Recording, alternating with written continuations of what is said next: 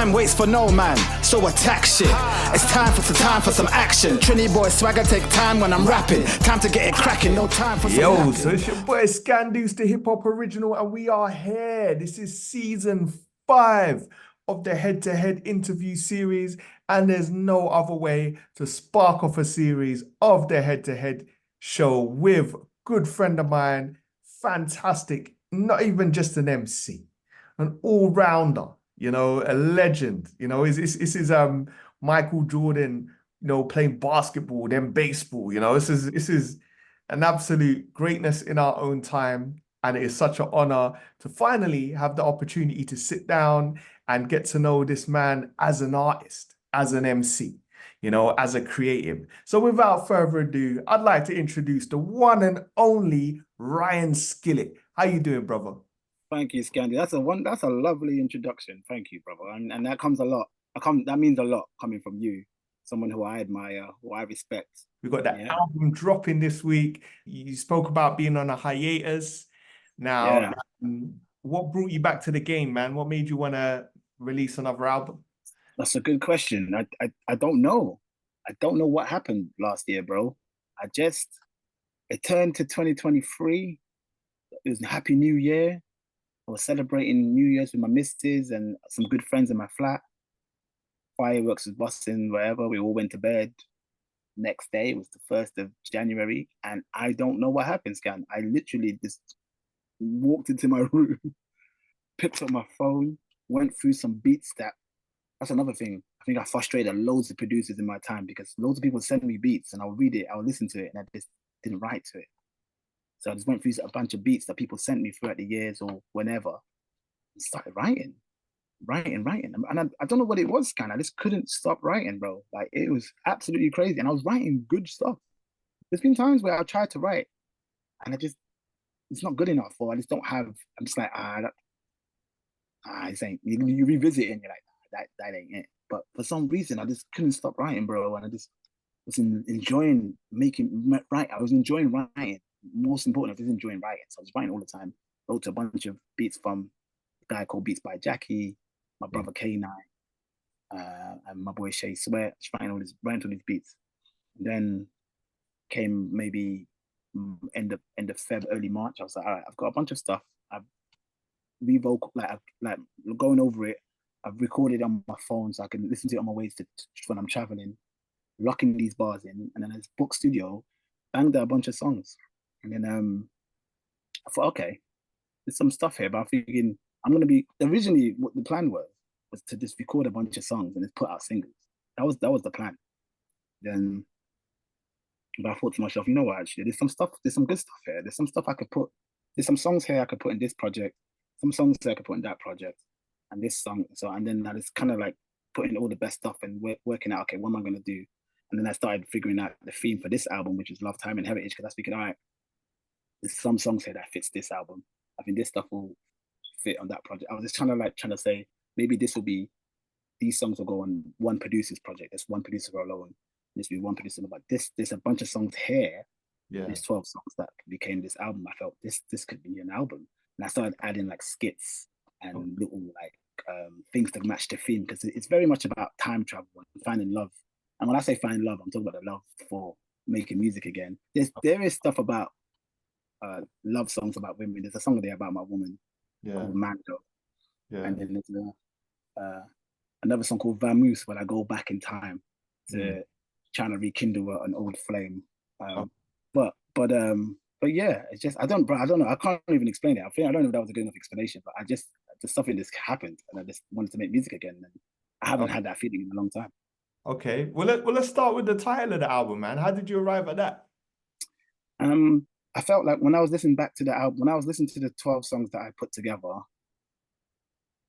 actually that would be a lie, because there was some songs I figured out what the theme is. I added a few songs at the end, but I was thinking, all right, some of these songs I talk about time a lot. I'm talking about time all the time. I'm referencing time. There's a song called Chronos, the intro. The whole verse is just time, this, time waits for no man, time this. Where did time go? It's been delightful. When you laugh and sing, your life full. Time flies when you're having fun. take time after time rotating around the sun. For a time I've been spitting, ripping on this song, sacrificing my time, and I didn't have a son. So it's like all this stuff is just like I'm saying time. So I thought, okay, I call that Chronos. And then there's a song when I'm spitting bars, when I'm just going off and just rapping this lyricism. Yeah. That's heavy. That's home to me. That's what I grew up on. That's family. Listening to music, hip hop, like I said, all that is heritage.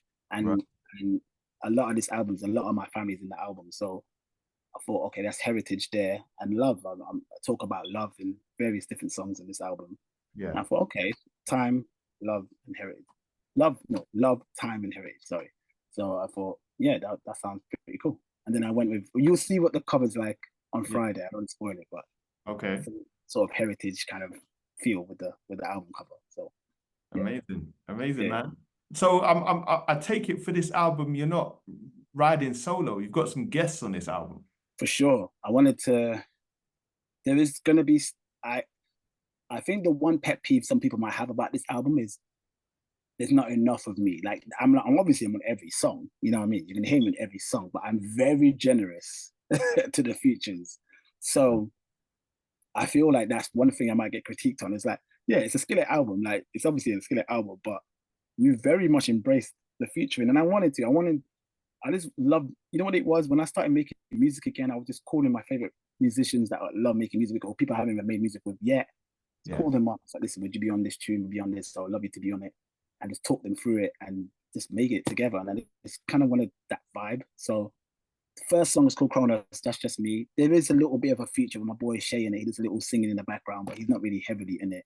Then it's like, I got a tune called Ted DiBiase, which is about money and making money, but trying to make money in this damn thing, which is, I love that track because it's just bars. Yeah. That's just me. And then, yeah, the third track, Cold, that's with my little brother, Head Boss, who's flying the torch for us now. So he's on that. And then shout out to TB, Teddy Bareface. He's on one track about Trinidad heritage. Then there's a tune called, what's the fifth song? Sly Right Through, which is, very sexual, lost song. My boy Shay's on that. My boy Shay's on Vamoose, which is that song I was telling you about when I go back in time travel to find the old flame. Then back to heritage, we go back to heritage, which is the Quarantine Poisonous Poets track. And then, the Genesis Elijah's on one of the songs, Dwayne the Poet, shout outs to Mentalist, shout outs to Loud Mouth, shout outs to Doc Brown, Tony D. Who else is on there? K-Night 13 spits a sick verse at the end, Loud Mouth. So yeah, Pyro. But you know what? It says a lot about the respect that a lot of artists have for you to be a part of this album, man. And to be honest with you, especially in the last 10 years, I think, we don't really hear about Poisonous Poets coming back together. And the fact that they came back together to feature on one of your songs is incredible. I appreciate you saying that. Yeah, definitely. That was a bit of a surreal one, because originally that song was just going to be a Quarantine song. Quarantine's my rap group. That's family. That's everyone I just mentioned. K-Night, myself, Pyro, Loudmouth, and Mentalist.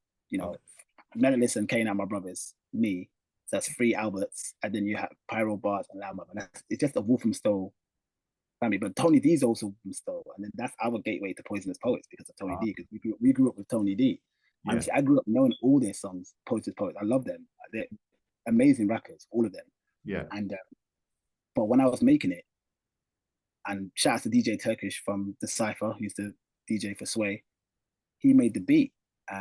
And then when I made it, it was originally supposed to be a Quarantine song, but I took a long time with it. I'm gonna lie to you, this song has been in the making for a long time, and I didn't know where I was going with it. I thought, okay, not every Quarantine rapper spits anymore. K-Night, I mean, they showed up for my album eventually because I had to drag them out, but for a long time, like, nah, if you want beats, we'll give you beats, but we ain't rapping anymore. The K-Night Loud was not on it, so I had this me, Mentalist, and Pyro, and I thought, this song, it's not good enough, just 3 of us, it needs more. And I was originally, shout out to Joker Star, because Joker Star was a feature that I had to get on. He done a verse for me for this tune. And then and I got Tony D. Tony D did a verse. And when I played it to Turkish, he was like, you know what, Skillit? You've got a good connection with Poisonous Poets. Do you think you can get any more to come outside their yard? I said, well, I'm quite close with Doc. Me and Doc get on really well. I said, I'll ask him. Didn't think Doc would say yes. Emailed Doc. I said, Doc, I got this tune. Tell me what you think. Duck wrote the verse there and then, bro. Send it back to me. Like, I'm talking about, he recorded and wrote the verse. I think he sent it back to me either the next day or that same day. It was mad. I was just like, wow, I've got Duck Brown on my album. This is crazy.